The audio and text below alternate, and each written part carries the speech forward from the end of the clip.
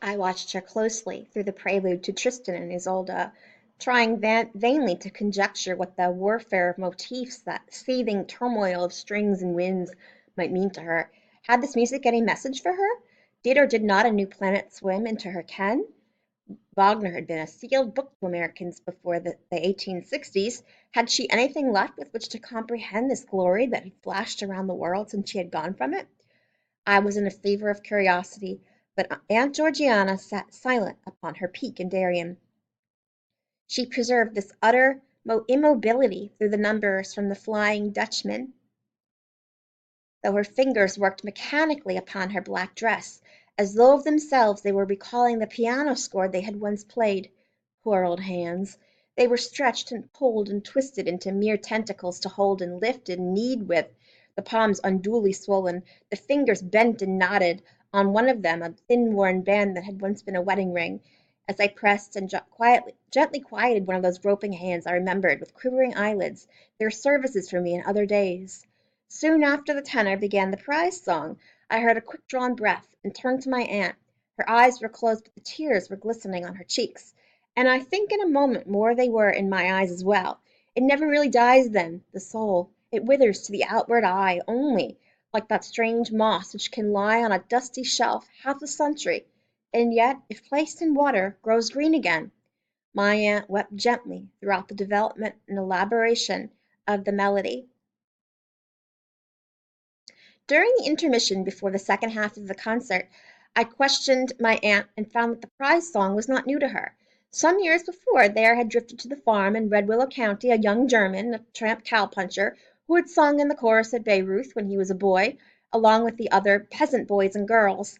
On a Sunday morning he used to sit on his gingham-sheeted bed in the Hans' bedroom, which opened off the kitchen, cleaning the leather of his boots and saddle and singing the prize song, while my aunt went about her work in the kitchen. She had hovered about him until she had prevailed upon him to join the country church, though his sole fitness for this step, as far as I could gather, lay in his boyish face and his possession of this divine melody. Shortly afterward he had gone to town on the 4th of July, lost his money at a faro table, ridden a saddled Texan steer on a bet, and disappeared with a fractured collarbone. "Well, we have come to better things than old Trovatore, at any rate, Aunt Georgie," I queried with well-meant jocularity. Her lip quivered, and she hastily put her handkerchief up to her mouth. From behind it she murmured, "And you have been hearing this ever since you left me, Clark?"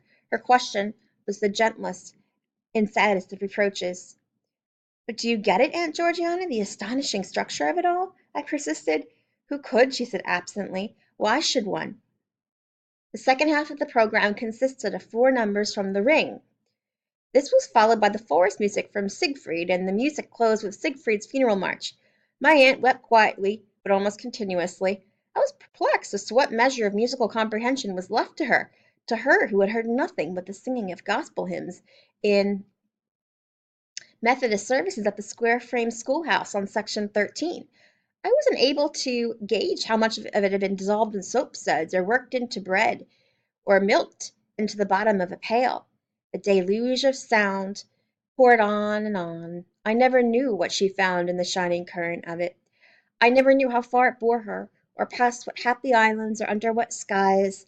From the trembling of her face I could well believe that the Siegfried March at least carried her out where the myriad graves are, out into the grey burying grounds of the sea, or into some world of death vaster yet, where from the beginning of the world hope has lain down with hope, and dream with dream, and renouncing slept. The concert was over, the people filed out of the hall chattering and laughing, glad to relax and find the living level again, but my kinswoman made no effort to rise. I spoke gently to her. She burst into tears and sobbed pleadingly, "I don't want to go, Clark, I don't want to go." I understood.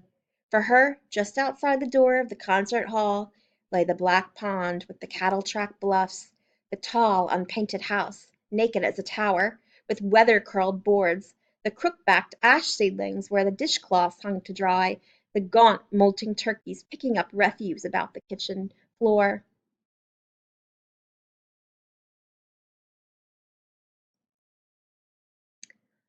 All right, that is the end of a Wagner matinee.